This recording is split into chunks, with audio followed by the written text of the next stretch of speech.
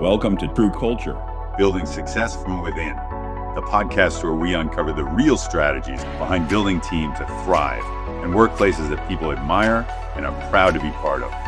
I'm your host, Robert Cook, CEO of True Colors International. And with decades of experience in leadership, consulting, and cultural transformation, I will bring you real stories and practical tools to help you shape the culture you've always wanted. Let's get started. Welcome back. Today, I'm very happy to host Dana Almora, who's the Director of Culture and Communications at Pride Industries. Pride Industries is a California-based nonprofit that empowers individuals with disabilities and veterans by providing personalized employment services and more. I want to say welcome, Dana, and I know you will correct me on a better version of what exactly you all do. But I would say that Dana came to True Colors as a customer, and I fell in love with their mission and what Dana is doing at Pride, that I asked her to come on board so that we could discuss how she's creating a winning culture. So welcome, Dana, and thank you for joining us. Thank you so much, Robert. I could not be more excited. Two of my favorite things to talk about, Pride Industries and True Colors. When they come together, I could be here for hours. You are right. We are a nonprofit. Our headquarters is based in Roseville, California. We were created in a basement of a church in Auburn, California. 7 families, each having a child with a disability, came together and asked the question, where can our children work? That question was asked 60 years ago on March 4th. We are so excited to start celebrating our 60th year. And unfortunately, that question is still a challenging question for families. Our CEO at the time, Michael Ziegler, came to us in the 80s and really created Pride Industries in our culture. And from that moment on, we have grown. We are in over 17 states across the United States. What often takes us out of California is military bases. We do a lot of work through an Ability One program to hire employees with disabilities to learn different trades.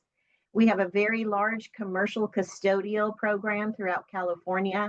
And even at our corporate office, we have manufacturing and engineering. We're building motherboards. There's just nothing that we can't do. But our mission, creating jobs for people with disabilities, is what drives everything, and especially our culture. It's great. It's not just employment placement. You're not just placing veterans and people with disabilities. Tell me further what you're actually doing for your customers and for the individuals. You're right. For our contracts, we are able to perform as any other company, meeting the metrics, the pricing, all of the things, but we're able to do it with a mix of people with disabilities and people without. And that's due to the training and support that we provide. We have an entire department we call workforce inclusion that supports our employees. And I always say they are our secret sauce. We have job coaches, job counselors. We have people to support our employees with disabilities. We actually, in California, near Roseville, we support people in the community who have always wanted to work for other companies. Unfortunately, the other companies don't necessarily have support services in place. For instance, we have local grocery stores, even in my hometown. And the employee has to be hired through the grocery store and knowing and understanding that we will provide support. So a job coach will accompany the employee, not doing their job, helping them do it to their best ability, and just providing additional support until it's no longer needed. And there's not a timetable on how long we will do that. It is really how long that is needed to support that employee. And we have hundreds of employees from the community being placed in companies they've always wanted to work for because we have the support and employees ready there and willing to help. It's really remarkable. And I love going out in my community and seeing people that we support and they're happy and they're just, it's just an amazing thing, and it changes who you are, right? As an employee, how can you have a mission like we do and not have the heart for this company, which is really the foundation of our culture? So if I'm a running my own company and I want to make sure I'm having a very inclusive organization and having a culture that I really am proud of, I can call you and say, come give us some training, give me some capable people that can do X, Y, and Z. Oh, absolutely. And that's one of the things that we love to do is partner with other companies. And, whether it's a contract that we provide for you or you're looking for employees to have more of an inclusive culture, we have a wonderful website. It's www.prideindustries.com, and it has all the detail and phone numbers. One of the other things we're very proud of is just the last couple of years, we introduce a toll-free number for people in the community with disabilities across the United States looking for employment. And that number is 1-844 I am able. And anyone can call Love that it. number, and we're going to answer and we're going to provide you support in opportunities in the area. It's an amazing life. I mean, no one else is doing it, right? We're the first ones out there. And, we are the largest employer of people with disabilities in the United States. We just actually in Sacramento in October, which is the National Disability Month, hosted a job fair for people with disabilities. And it was the first time that myself and my team attended. And I tell you, I got emotional just seeing hundreds, thousands of people in line wanting to know, where can I work? And Right. we not only connected, we had so many different employers in our region there. We even had the state of California there. We had our state representatives there. It was an amazing event, but we also had classes on, can we help build a resume? Can we help with interview skills? What can we do to support you in looking for jobs in this area? So good. Not a small company either. No, no, not at all. I mean, we're just shy of 5,000 and in 17 states, we're continuing to grow. And one of the things that I have always appreciated about Pride is, during COVID, that was really a challenge for our employees with disabilities because in California, we had to shelter in place. And one of the things I'm most proud of now are employees who are not able to come to work. And it's more than, an income, it's also a social experience. They're working with their friends. And now that was just like gone in a blink of an eye when we had to shelter. And our workforce inclusion department pivoted. And that's a word we really discovered during COVID is pivot. Yeah. And within a few days, they created packets of activities and things for them to do. And our bus drivers who will pick employees up from their doorstop or their bus stop and bring them to work in our local area now went house to house to deliver these packets to make sure they had things to do. We weren't really into Zoom back then. And so they quickly created Zoom accounts, and we would come into their living rooms and gather everyone together multiple times a week to give an opportunity to talk about what are they feeling, how are they doing, and they could say hello to their coworkers. That communication, that connection was so important, and that lasted until they were able to come back into the workplace. Well, let's talk about that. I'm sure you still have a big sense of community among all your staff and customers. Let's talk about that. Let's talk about culture, which is what we're here to talk Yeah. about. So you're doing God's work. That is fantastic. Yes. And I really wanted to give you a platform to talk about that because I think it's fantastic what you're doing. Let's talk about what your everyday task is. you're the cultural design person. Are you part of HR? Yes. Okay. Yes, I'm under HR. And if I could just walk it back a little, when I joined Pride Industries almost 14 years ago, the first day I met our CEO, Michael Ziegler at the time. And that was something he did for every new hire in this area was to meet them on their first day. Yeah. And he would say, and he actually said this to me, and I can still close my eyes and see ourselves in this hallway. And he said, Dana, you know you're here for a purpose and a reason, don't you?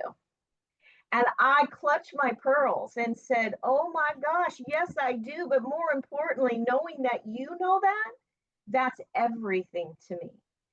And it was just an amazing story. And I started as a corporate trainer. And at the time, there was only one, me. The person before me was moving on, and I took over that role. And then throughout the years, developed into the learning and development director and now culture. And what I love about that is Pride Industries really recognized the value and importance of culture, so much so they created this title for me.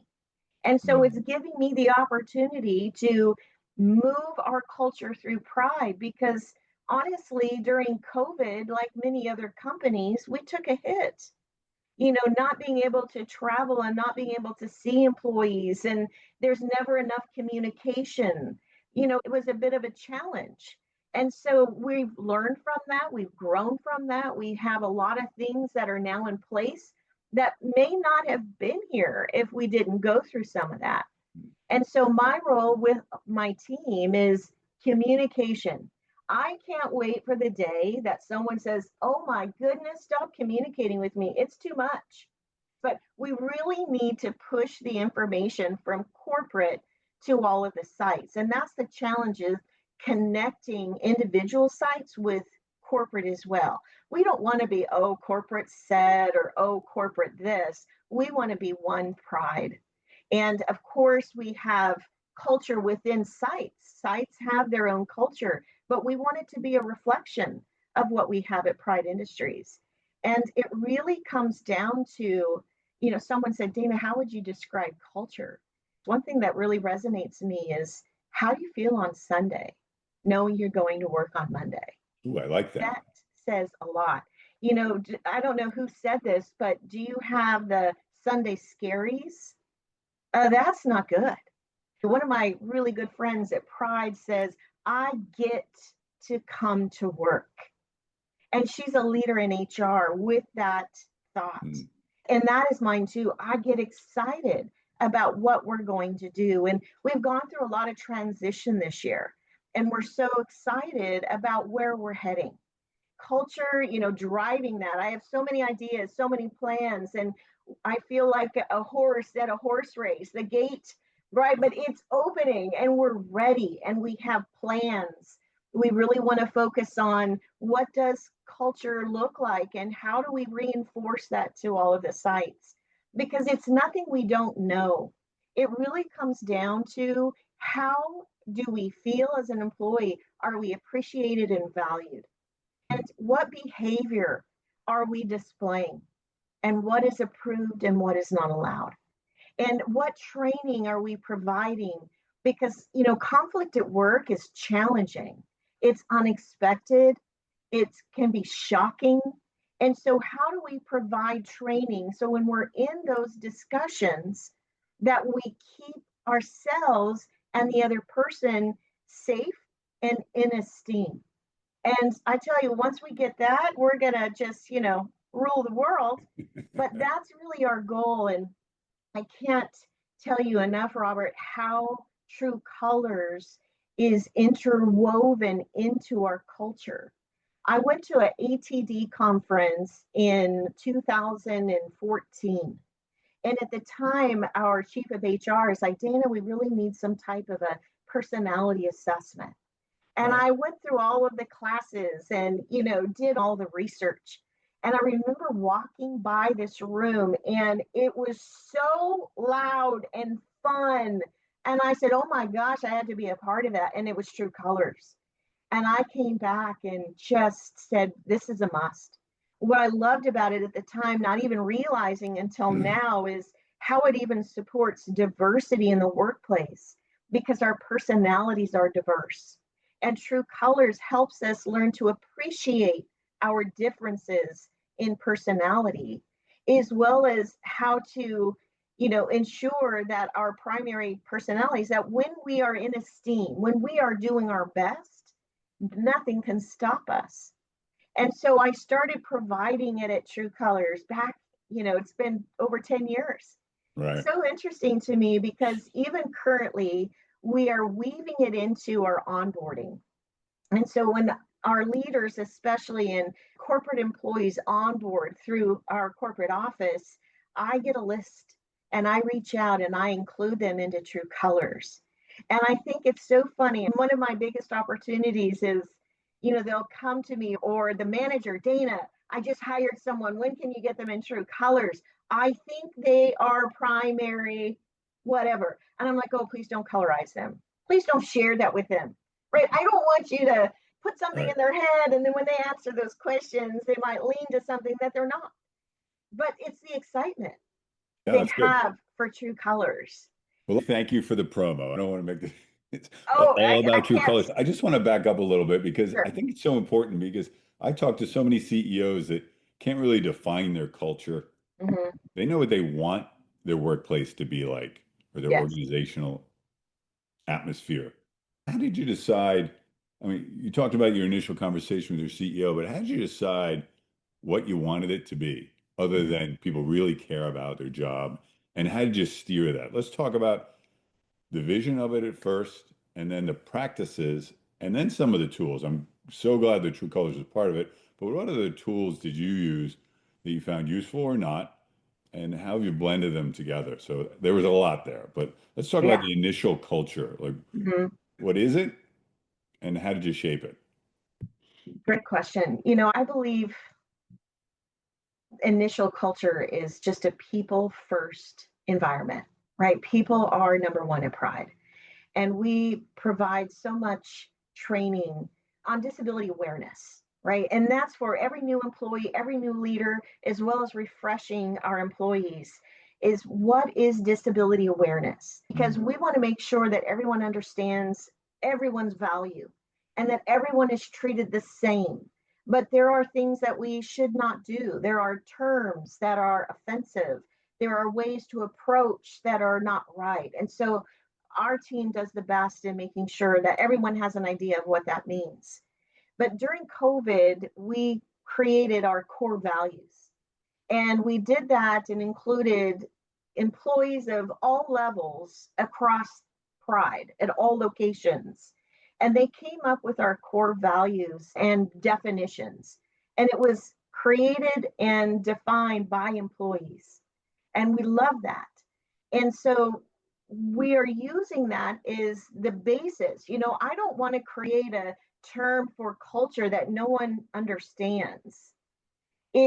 Culture is every one of us. It's not something that, I would ask the executive team, you have to push this culture down. It's really about how we feel, how we treat everyone, and are we representing our core values? Integrity, teamwork, inclusion, tenacity. How are we doing that? And we have competency for our leaders. Empathy is one of the most important competencies, right? Notice it's not sympathy. It's how do we put our shoes in someone else's shoes and have a better understanding of what we can do to ensure they have the tools and resources to do their job to the best ability. So we're kind of going back to who we are. We're going back to our core values and demonstrating what does that Hmm. look like, right? Because integrity to me means I'm doing the right thing even when no one is looking. But what does that look like in every day? And so my team, it's our responsibility to make sure everyone understands it's not just a term. Here's the definition, and this is what it looks like, and this is what it doesn't. And our Yeah. performance reviews are tied to that. So that's going to start changing behavior. And I feel like all of those coming together, having an appreciation of culture, that's all of us. right? I recently went to one of our sites on the East Coast, and they've gone through a lot of changes. Yeah. For me, I want to be available to all of our employees, and I want to build relationship with them because that builds trust. And by the end of this week that I was there, I'm like, can you trust me? Can you help me? Can we work together to make this happen? We can't look at the past, but imagine if you and I and everyone in this room and everyone at the other locations come together and truly adopt our core values Mm. and adopt our competencies and hold each other accountable. That's going to create the culture that everyone feels safe in, everyone has a voice, and there's a sense of belonging. Great. So you established the culture that you wanted. You Mm. said by collectively talking to all and considering all. Did you put out a mantra? Did you do the old vision, mission, cultural statement? How did you communicate that out? And then how do you practice it daily and measure success? Our mission, vision, values, those are pride wide, right? And we do a really good job of making sure everyone understands what those mean. In my position, it's a fairly new position. And as I mentioned earlier, we have plans and we have all of that ready to go.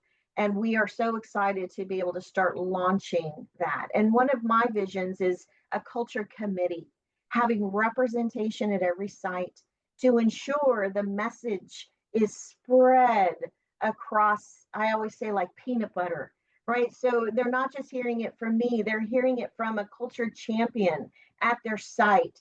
And they're saying, hey, this is really working. This is what we're really doing. The other thing that really helps us be successful, Robert, is we have employee resource groups. And that was a product of 2020. And that allows us to have boots on the ground as well. And we have, I believe, six What's different. what's their mission? What's their task? Their task is to create an inclusive workplace that everyone feels a sense of belonging. I'm the chair of the Professional Women's Network and Friends. We have a Black employee network. We have so many different ones. We have meetings through Teams monthly that everyone can join. You could attend the PWNF. You don't need to be a woman because we want everyone to understand some of the challenges or opportunities, and we can teach everyone. Our veterans resource group is amazing, and they are also providing tips and tools for other veterans on what services are available and talking about PTSD, just all the things. And I'm a part of that group because I want to learn more and support. So we have these ERGs that are so helpful across our company. We're actually creating different groups at locations. So it's not necessarily an employee group, it's a location group that will be able to serve their employees. Because remember, we have employees that are in landscaping and plumbing and all of these different things, and it would be a challenge for them to attend a monthly Teams meeting. So, how can we reach them?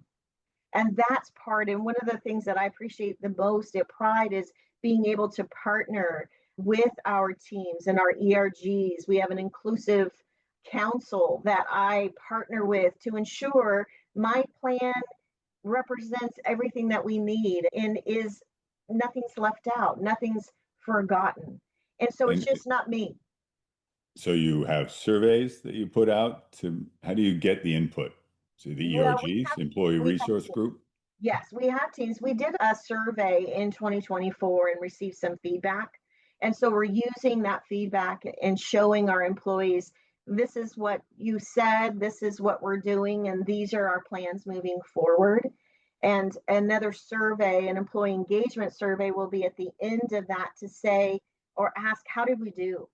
And then, of course, continued communication. This is what we're doing now. Is it working? What Right. needs to change? What needs to evolve? So we have different avenues that we are really utilizing to ensure we have a better representation of all employees. That's fantastic. Is there a way to measure whether you're being successful there or not? Is that Good question. surveys again?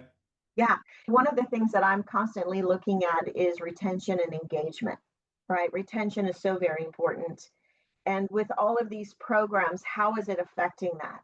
We also have a career pathing program to see how our employees are growing and promoting. We want to promote more within than we do bringing new folks in.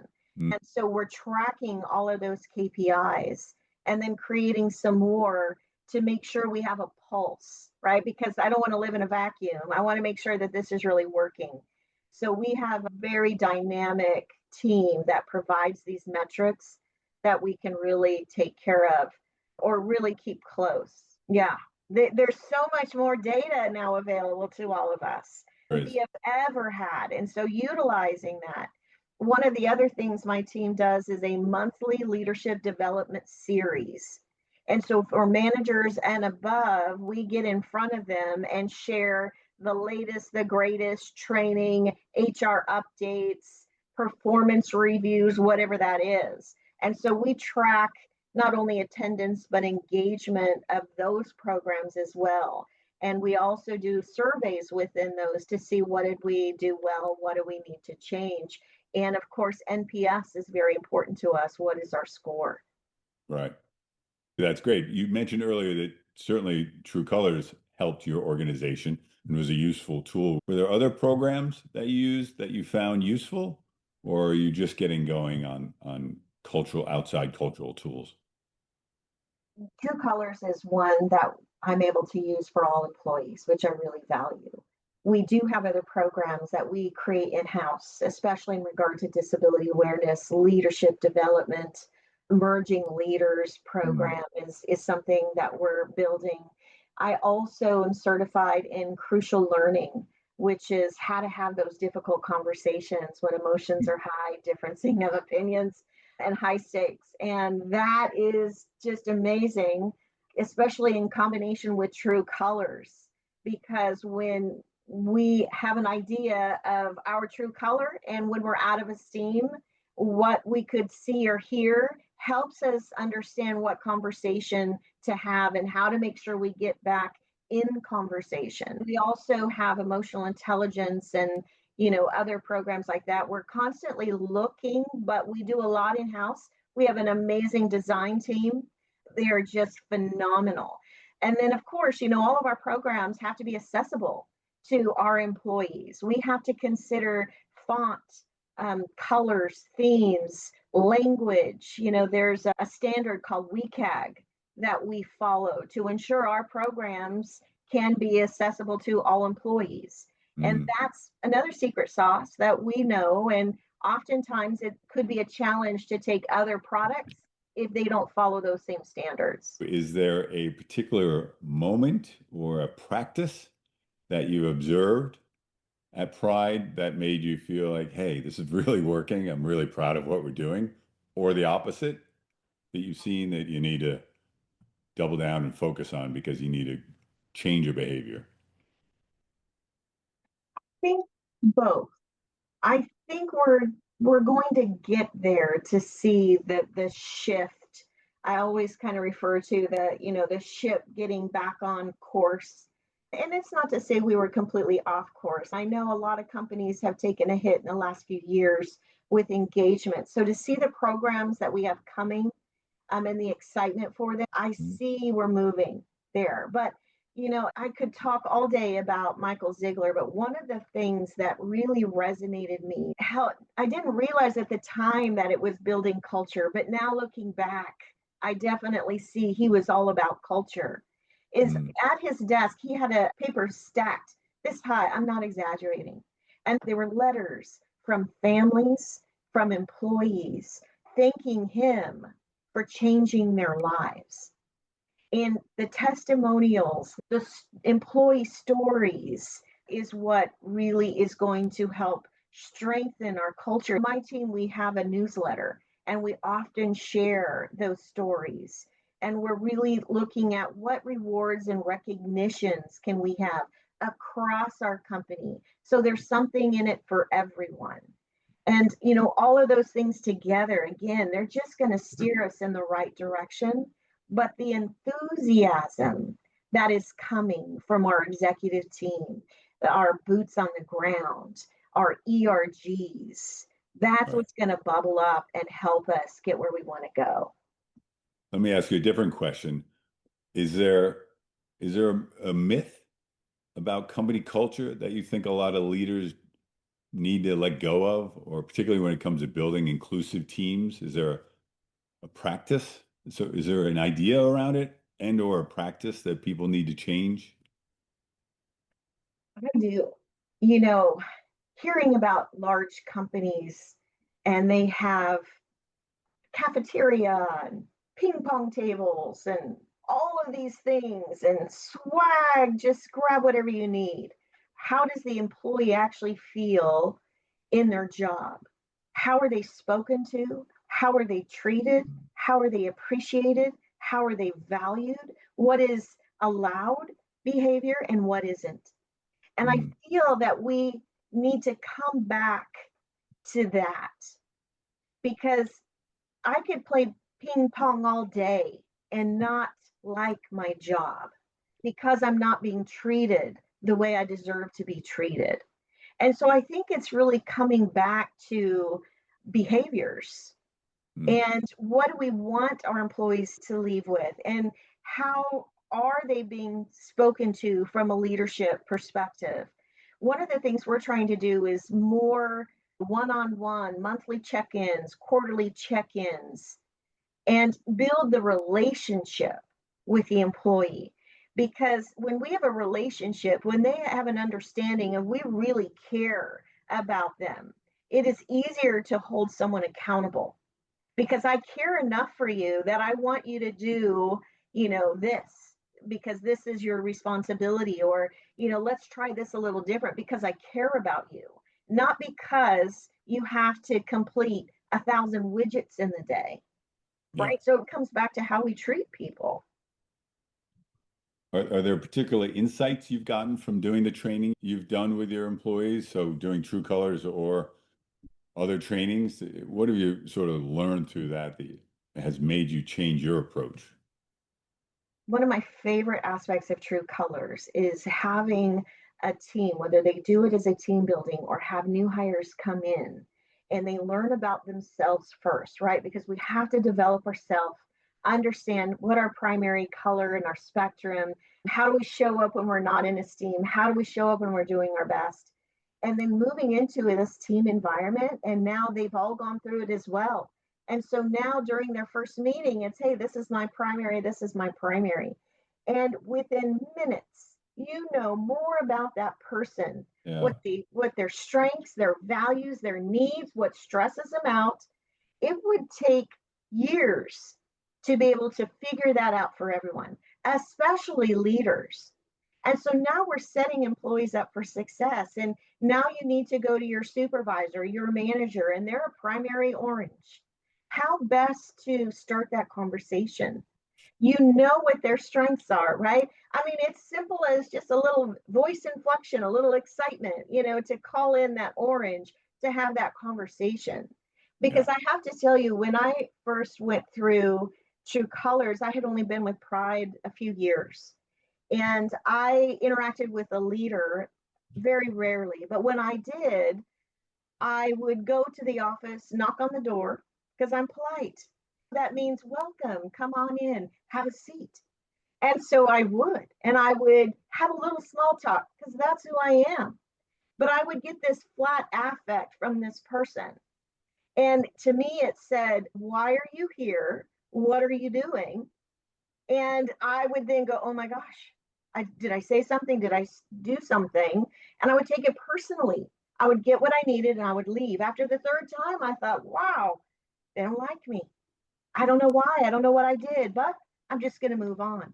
You didn't meet them where they I are, did right? not. I did not speak to them in their primary. And so I go through True Colors and I learn about primary greens. And I'm like, aha, no wonder. And so I came back, changed my style. Everything was great. So that is one thing that I also help our new hires, especially in our leadership. They go through the True Colors and I say, hey, if you want to talk to me separately about how to communicate best in conflict or how to best communicate with a primary leader, Let me know. And I always say, this isn't about gossip. I don't want to know their name. I just want to know what their primary color is. And then I can give you some tips and tools. Well, you're a great promoter of True Colors. I love it. Oh, Look, I'm I mean, sorry. I can't. you've spoken right down the alley of our Culture Champion program, where we're teaching people how to be what you are, a champion of culture, using many different resources. You've spoken to the many attributes of what we think is our great language of learning under other people, learning empathy, which is the first step. So I thank you for all that. Given what you've been through and what you've done, and now you've been doing this for many years, what advice would you give to other leaders that are looking to build a very inclusive, empowering culture in organizations for everybody, not just disabled or veterans, but also including disabled and veterans? Absolutely. There's a word that is being used quite often, and it's psychological safety.